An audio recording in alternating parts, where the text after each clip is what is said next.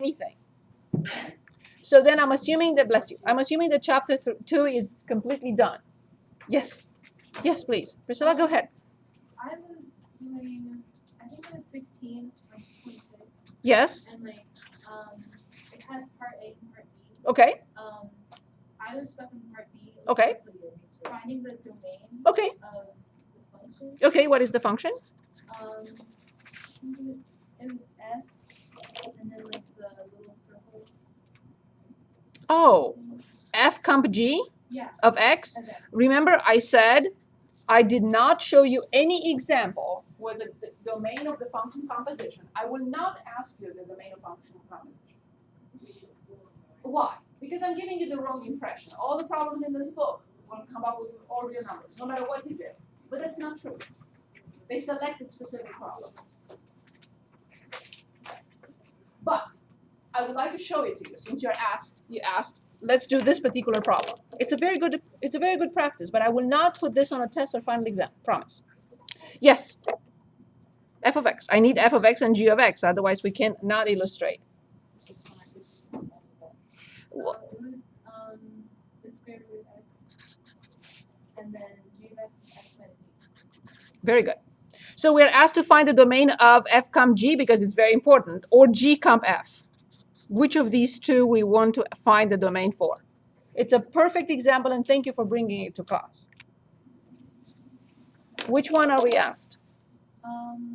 Do you remember? No. Of this one? Okay, perfect. Very good. This is one time for one problem in which we cannot create the function first. We don't even care what this function is. I don't care what it is. But remember how it is built. So not this one. Let's only look at this one. Which function we apply to x first? Very important to understand that. Which of these two functions, either f or g, is applied first in f comp g? You don't have to think. Remember, it's f of g. Exactly, exactly. Once you write the definition, you know that g is the first one. Good. What do I get? X minus 8. I get g of x, and then I apply to g of x which function? Would it be the square root of x? I have to apply f. No, we are not even looking at that. No, you're right. You're way ahead of me. I just want to make sure that everyone understands what's happening here. So I apply f to this number, and what do I get? That's how I get. Exactly. That's how I get. So this is the procedure, right? Good. Why am I showing this? Because then it makes it easier to understand which one goes inside the other one. Exactly. And not just that. What am I after? That's why I need those bubbles. Okay. So let's analyze, first of all, g of x. Good. So g of x is what type of function? Perfect. What is its domain? Because remember, this is the domain of g. Exactly. What is the range now? This is the range of g. Right, because it's a linear function, and we know how it looks like. Excellent. Now I would like you to let me know what is the domain of f. Forget about all this. This set of numbers is the domain of f. So let's take a look at f and analyze the domain or find the domain of function f. Exactly. We know that, right? Remember the graph. We listed it. This is extremely important. Look at this. Domain is 0 to infinity. So this set should be 0 to infinity. But is it? Say it again. No, we already wrote it here. It's here, right? This is a linear function that looks like this. Domain and range are all real numbers. Because it looks like this. X minus 8. Positive slope. A linear function. Domain and range, all real numbers. Okay. So you proved me wrong. I thought all these problems were made up so that it's all real numbers, but it isn't. Good example. Where did we get to 0? This function is this function, which is this graph from transformations. So the domain is 0 to infinity. We cannot take the square root from anything else but positive or 0. Therefore, the domain of this function is 0 to infinity. So that's why this set should be 0 to infinity. Because if I apply g to a number and I get -5 here, I cannot continue. I cannot apply the square root to -5 and get a number. Because it looked like, because I went to the help me solve this thing, and it said, okay, it got a different answer. We're not done. We're not done. No, we're not done. No. I'm just trying to make sure that everyone understands what we're trying to do. Okay. So see, the domain of G is all your numbers. So it is possible that there is an X, like for example, -3. -3 minus 8. So here -3 will correspond to -11. But you cannot apply f, which is the square root of x, to -11. So how do I make? What should I do to make sure that this will never happen, but all the numbers of G are here? So I have to set g of x greater than or equal to 0. G of x is x minus 8. Greater than or equal to 0 means x greater than or equal to 8. So this set cannot include anything else but numbers between 8 and infinity. As long as this set has only 8 to infinity, g will be applied to this, and the answer will always be 0 to infinity. And therefore, f can be applied to 0 to infinity, and I will be able to get to the third set. But this is not a concept for college algebra. That's my opinion. So therefore, the domain of f, g is 8 to infinity. I don't know how they got it. It doesn't matter. But if you found the function first and then stated the domain on that, is the incorrect method. So I'm not going to test you on this, but I want you to see it. And it's a perfect example. And thank you for bringing this to class, because I wanted you to see one example. It's not the way they presented it in the book. Plug in this function and then find the domain of that function. It's not going to happen always. It gives you the wrong impression that that's the correct method. It's the incorrect method. And that's why I didn't want to get any back and forth with this particular situation, because the book. When it comes to ratio, so for example, if I want f over g for this, I have the square root of x over x minus 8. I have to find the function first. And I will say the domain must be, first of all, x has to be greater than or equal to 0, and x cannot be 8. And I will come up with a domain. But when it comes to function composition, you are not supposed to find the function first and try to find the domain on the function. Here I have no choice. I have to create the function first. But with the function composition, don't do it. It's not going to work. It may work in some cases, but it's not the correct procedure. Yes, Margaret? Or just saying that's because it's a fraction and you have to You see have no exactly choice. You have to what's see the there. function. Okay. Right. But in the function composition, you don't care how the function looks like. It's a totally different mechanism. And that's why I didn't want to confuse you, because the book is wrong. My apologies for that. Okay. Anything else for me? Other questions? Anything else you worked on? Anything else you would like to see? Anything? Please. Yes? Yes? Is the same problem? No, it isn't the same problem. Okay, so what are we given? What are we asked to do? Well, we're asking for the F combo. How do you say that? F comp G. F combo. Or you can say the composite of F and G. It's up to you. Okay, so they're asking for the composite of F and G. Yes. Well, x equals x2 plus 2. So you're giving me F of X. Mm-hmm. Okay. Equals x to the second power plus 2. Yes. And G of x. Yes. Equals x to the second power minus 2. Good. And we want to find F comp G? Yes. Yes. Okay, very good. First, we have to write the definition. Always write the definition first so you don't make an error. Then you don't have to cross it out like this. I'm just making a point. Replace this by x squared minus 2, because that's what it equals to. Then this time you have f of x squared minus 2. And at this point, you look at f. F says this. Whatever you have in here, you have to square it and then add 2. But what I have in here now is x squared minus 2. So this is x squared minus 2 squared plus 2. So in parentheses, x squared minus 2 squared plus 2.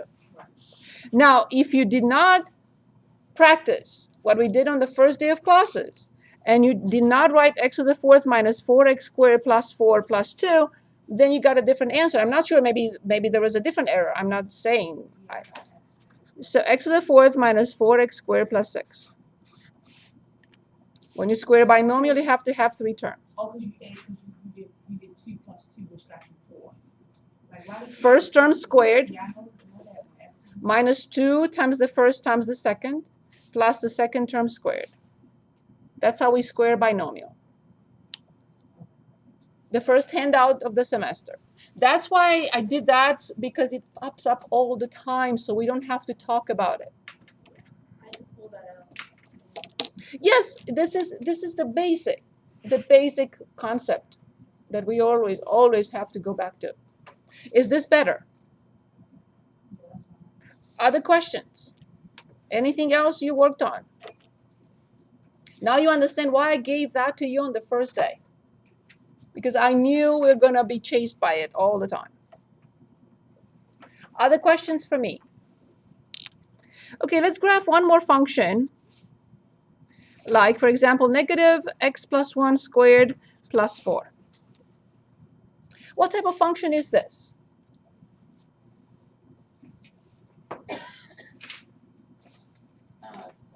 Very good. So we want to graph it.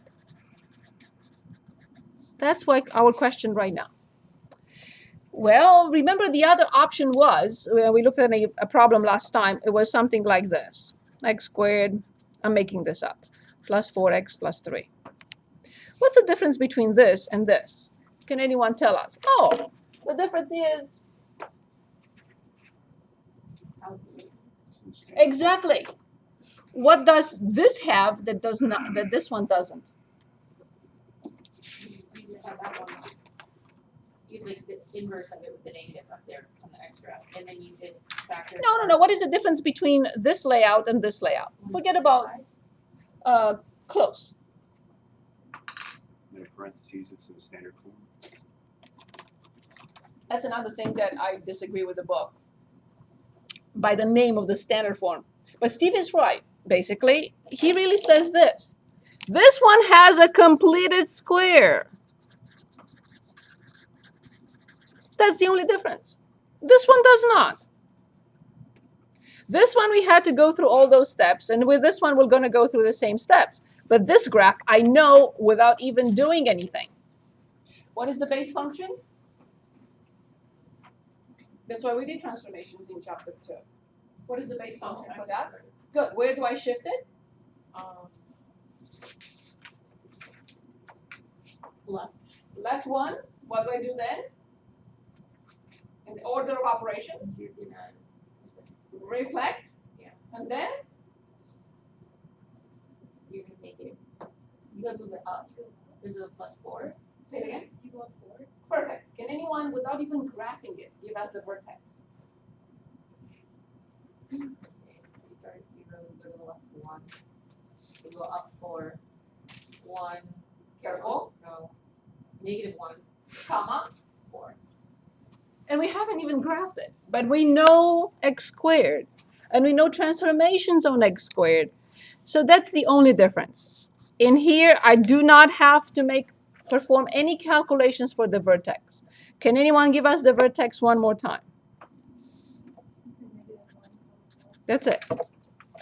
In the previous example, in which the square was not completed, we needed to do work to find the vertex, but not in this case. So what was the x-coordinate of the vertex? How did we calculate the x-coordinate of the vertex in this problem? We cannot forget that. It comes from the quadratic formula. Oh. Everything without the square root. Mm. Is it the discriminant? No. That the discriminant is under the square root. the x-coordinate of the vertex is negative b over 2a, and that's f of negative b over 2a. What is Oh, negative b over 2a and f. It's in your notes. If you go back to your notes, you'll see. I remember it, but like. So this is for something like this. Look at my first page of chapter 3. So for this kind of quadratic function, without the completed square, this is what how we have to find the vertex. But if the function is given to us with a squared completed square, then this is so much easier. I don't have to calculate anything. I just think in terms of shifting left 1 and up 4 after I reflect, of course. And the vertex is negative 1 comma 4. So now let's write it again and go through all the steps. And as I mentioned before, I will give you the steps. So here's the function f of x equals negative x plus 1 squared plus 4. So the first question would be, number 1, domain. Can anyone give us the domain of this function? You know its graph. There's no thinking, it's a polynomial. Yes, polynomial, excellent. Number 2, the vertex. I should say maybe let's start with 3. Shape. Yes, but the two shapes are either a minimum or a maximum. The leading coefficient will tell us whether it's a minimum or a maximum. What is the leading coefficient in this case? Yes, it's negative 1. So is it a maximum or a minimum? We already graphed it in our minds. Hey. Indeed, it's a maximum. Whenever the leading coefficient is negative, it will always, remember, how do you don't have to memorize this, right? You remember you remember x squared. And how will negative x squared look like? Right? So that's why the negative leading coefficient gives us a maximum. Please. Okay, so the two equations were the same but written differently. Exactly. So, but if you go with the second one. Yes? You cannot use transformations on this one. So don't even try. Do the shape. Oh, the shape is very simple. Wouldn't the shape be different? There's Yes, because the leading coefficient is positive. Whenever the leading coefficient is positive, it's just x squared. So that It has a minimum. the formula for the vertex, that's what you use when You have no choice. But this one is so much easier because you know transformations. How can it be the same graph? I didn't say it's the same graph. Oh, I'm sorry. I didn't say it's the same graph. I said just assumed. I mean, no, and my apology. So what I meant was we looked at the problem like this last time, and this is what we had to use for the vertex. My apologies. So, that makes more sense. but I may have confused some of your colleagues too. So I apologize to all of you. So this was a similar problem was done last time, and this is how we determined its vertex. Now this is a problem in which the square is completed, and there is no need for this. In order to find this, then you will have to expand it and add 4. There is no need for such extra work. You can immediately determine the vertex. Thank you. Thank you for saying that. So we already noticed or determined a negative 1 comma 4. Number 4, x-intercepts, if they exist. So now let's analyze whether this function will have x-intercepts. One more time, does it have a minimum or does it have a maximum? It has a maximum. Remember, there are 3 options for the maximum. 3 options for the maximum. The maximum stops before the x-axis. The maximum touches the x-axis. Or the maximum is above the x-axis. That one. How do I know? Because the vertex negative 1, 4 is in If the this fourth. number would have been negative, it would have been stopped. The parabola would stop before the x-axis. It's negative 1, negative 3. You cannot touch the x-axis. It's a minimum. It's a maximum, right? If the y-coordinate is 0, then that would be also the vertex and the x-intercept. But since the y-coordinate is 4 of the vertex, I would have to look for the y-intercept. For the x-intercepts, they exist. 2 distinct. And since we talked about the discriminant, what will the discriminant be? Discriminant, yes. Discriminant is b squared minus 4ac. Will it be 0, negative, or positive? Of course, if it's not positive, exactly. If it's not positive, I will not get two real solutions. Of course. Very good. Good. So now how do I determine the x-intercepts for any function? Then y. Very good. So f of x equals 0. Negative x plus 1 squared plus 4 equals 0. What type of equation is it? Because once you say what it is, then I'm going to remind you that we know how many methods. It's quadratic. How many methods we learned? 4. Factoring.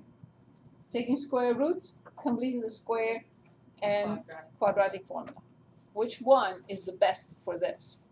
The take, Of course. take square. Of course. It's the easiest method. I will have to move 4, and so on and so forth, and take square roots. Very good. So let's move 4. So I get negative x plus 1 squared equals negative 4. Next step. Square plus. Not yet. You want to multiply the negative 1? I have to multiply or divide, it's up to you, by negative 1. And I get x plus 1 squared equals 4. And yes, now this is ready for taking square roots. Remember, before we do that, how many solutions we have to get? 2. Okay, so then x plus 1 equals? Exactly. That's why you should always ask yourselves. Perfect. So then x equals negative 1 plus or minus 2. I have to separate those. X equals and x equals. So what are the options then? X equals So plus 1 and minus negative 4. 3. I add so well. That's okay. See how- Which part? Oh, you square root too, okay. Better? Good. So what are the x-intercepts then? I have to write them one more time. 1, 0, and negative 3, 0. Is this clear? Please stop me if you have questions anytime. Okay. Yes? This all goes from f of x equals negative x plus 1 to the second power plus 4. So this is- Yes. So we are going through the steps that we covered last time for this function to graph it. The domain, the shape, the vertex, the x-intercepts. The y-intercept is next. Axis of symmetry. Everything we discussed last time with a different problem. So 5, y-intercept. How do we get the y-intercept for any function? Anyone else than Mallory? Anyone? 4? 0. F of 0. Excellent, Tony. Thank you. F of 0. Let's do this together. How much is 0 plus 1? 1. How much is 1 squared? How much is 1 times negative 1? Negative 1. How much is negative 1 plus 4? Excellent. So what is the ordered pair that will be the y-intercept for this function? You said it. 0, 3. Very good. Awesome. Number 6. Does this function have a max or a min? Very good. Max value is, the vertex gives us the maximum value. What is the maximum value? 4. Very good. Max value is 4. Number 7. Axis of symmetry. We're not talking about odd or even functions. We're talking about the axis of symmetry, the vertical line through the vertex. So remember, the vertex is negative 1 comma 4. I need to identify this line. Can anyone give us that line? It's a vertical line through the vertex. X equals negative 1. Final step, I want the range. And you can say, You haven't graphed it yet. Yes, but we have. With our minds, we already graphed it. What is it? Since I know the maximum, and I know it has a maximum, and I know the maximum value, what the range would be from below to above. Negative. Very good. So let's graph it, and let's look at some more problems. We start with the vertex. Here's the vertex at -1, 4. The next step is the axis of symmetry, which is not part of the graph, but we have to graph it. The next step, the x and y intercepts. I have the y-intercept here, 0, 3, this point. And the x-intercepts were 1, 0, -3, 0. 1, 0, -3, 0. Make sure that these two are symmetric. Are the x-intercepts exactly in this particular case, not in all cases, exactly 2 units away? Yes. Good. That's how we check. And now we're ready to graph. So this is the graph. We already knew this 10 minutes ago of f of x, -x plus 1 squared plus 4. Okay, I have a question. Please. Yes. So you graph -1, 4 for the vertex, right? Yes. Graph that. And then you didn't graph the slope, which was -1. So you didn't graph that. Very good. Very good question. Thank you for bringing that up. We have to write it as a note. It's very important. I said it, but as like any new concept, we need to repeat it and repeat it and repeat it, and we have to write it. Okay, note. No other function but linear has slope.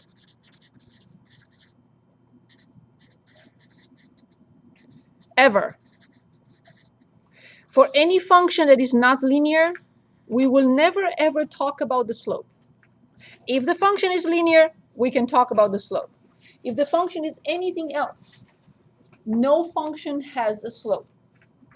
Since we always should, this is what we should always do. We always ask ourselves, what function is it? If we say linear, then we can talk about the slope. If we say anything else but linear, we cannot mention the slope because it doesn't apply. We mentioned that, but I did not put it in writing. My apologies. I should have put it in writing. That's the reason why I will never ask my students to graph a linear function using the slope. Why? Because it's confusing in the long run. I agree with you. Why don't we use the slope? That's why I never use the slope. So I never confuse. I try not to ever confuse my students. Do not ever mention slope unless the function is linear. Is this 3.2? This is 3.1, quadratic functions and polynomial functions. Yes. What page is that? Can I tell you at the end when we look at the problem? Because I would like to make sure that this is clear first. We're going to choose a problem in a minute anyway for a word problem. Any questions? Is this okay? Yeah. Okay, so I encourage you to forget about graphing using slopes because it's just for the simplest possible function on the planet and no other function uses the slope. So drop it.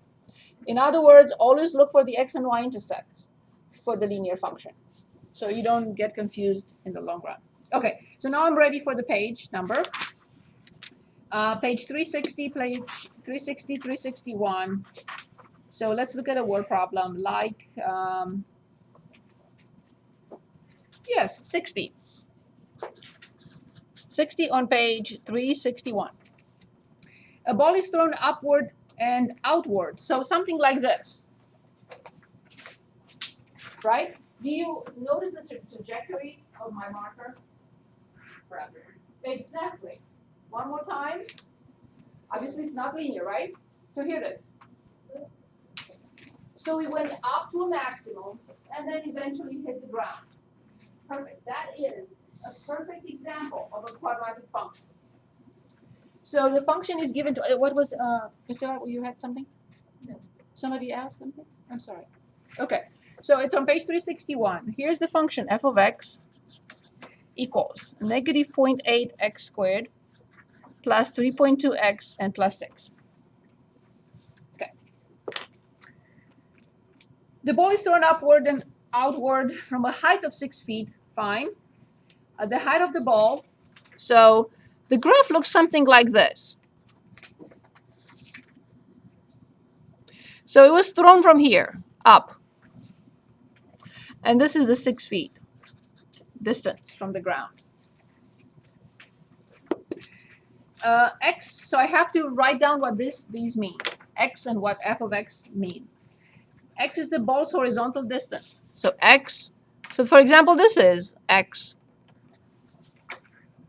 So x in feet, horizontal distance, they say. And f of x is the height. So horizontal distance. And f of x in feet, it's the height. So at any point in time, for example, at this point, this is the x, and this is the height, which is f of x, at any point in time. Part A, what is the maximum height of the ball and how far from where it was thrown does this occur? So we're asked to find the maximum height reached by the ball, and where does it occur? What am I asked to find, really? Exactly. Find vertex in order to find max height. Now let's look at the function. If the function has the completed square, then we're done. But if it doesn't, I would not go that far and complete the square. It's insane to do something like that. Too much work, because we have an alternative. So does it have the completed square? No, very good. So then how do we find the vertex of a quadratic function that does not have the completed square? The negative v over 2a. That's it. F of negative v. Exactly. That's why I refreshed your memory on that, because I need it now. So negative is from the formula. Can anyone identify b? And remember, this must be in what type of order in order to identify correctly? The ax plus 2, or a. This descending order, right? If it's not in descending order, please reassess, rearrange, and then identify b. So what is b in this problem? Very good. Awesome. 2 times a, 0.8 times 2. negative 1.6. Excellent. The answer now. 2 negatives. 2 negatives. Oh, 2. Right, the time, So this it's is a time. positive, yeah. Right, so this is, not time, this is the distance from, I've just forgot. that's okay. So this is 2 feet. 2. So what does 2 mean? It's this distance. How far away from the origin? This is this distance. But what I'm interested in is this distance. How do I determine that? You plug 2 in. Exactly. This is f of 2 will be the maximum distance. So f of 2 will be negative 0.8 times 4 plus 3.2 times 2 and plus 6. Indeed. So, plugged in 2 into So it's 4 here and 2 here. So negative 0.8 times 4 plus 3.2 times 2.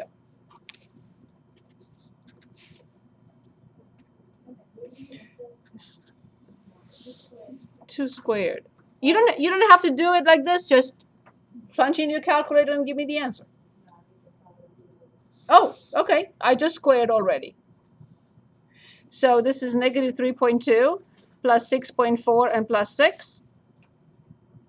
So I'm getting 12.4 minus 3.2. I think it's 9.4, right? 9.2 feet. Correct me if I'm wrong. That's okay. Please do, I'll wait. Always check. Always check for me, please.